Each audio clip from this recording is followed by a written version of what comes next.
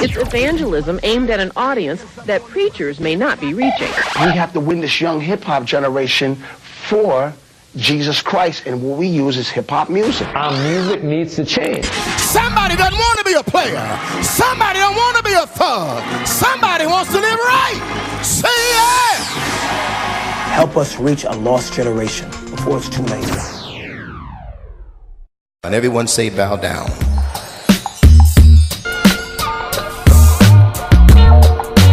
Number one, make sure you come into the house. You will never come into the presence of the Lord until you come into the house fully.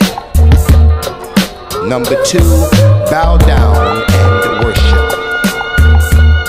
Many of us never come into a real worship experience because we're around the house, but we never come in the house.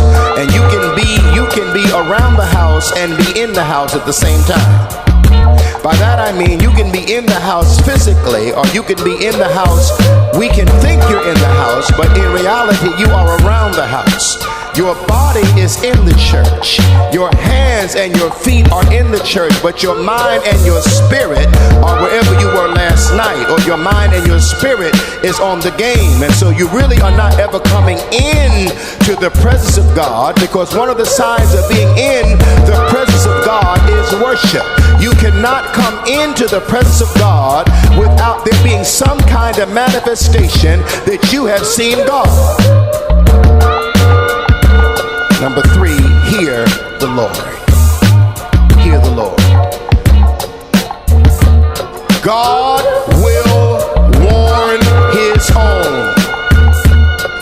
Hear God. You want to prosper? Hear God. There will always be a red flag. He will always let you know. Don't go, pause, be still, wait for further instruction. 89% of the time when we mess up, it is not because we were not warned not to go, but because we went anyhow.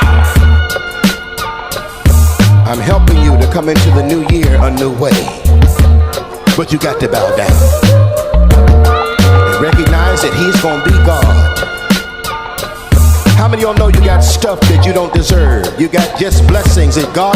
How many of you really realize that the house that you got in, even though I know you thought you paid and you thought you worked hard enough for it, but how many of you know a whole lot of it is just favor? It has really nothing to do with what you could afford. How many of you know the job that you have now is the result of God's favor? Is there anyone in the building that's working a job that you're really not academically or educationally fully qualified for? Some of what you got, God put you right in that situation. God gave you the knowledge. Even though you came into the job with one set of expectations, it grew and you grew with it because of the favor of God. Fear God. God has been good to you. God has been merciful to you. Now finally, therefore, fear the Lord, serve him in sincerity and truth. We used to sing a song growing up in the church. Let it be real, oh, let it be real. Let it be real, oh, let it be real. Whatever you do for Jesus, let it be real. Let it be real. In other words, whatever you do, be sincere. Don't hypocrite. Don't play with God. Don't play with your ministry. Don't play with parenting. Don't play with prayer. Don't play with praise. Don't play with worship. Whatever you do, serve God in sincerity and truth.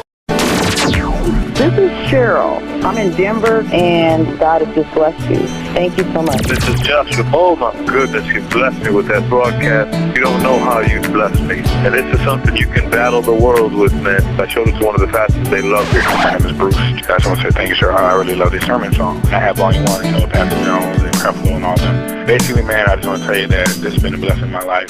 I know sermon songs and life radio and all that stuff is bumping, and you getting your pub. But man, it was a wash away if you come out here to the West Coast. For real.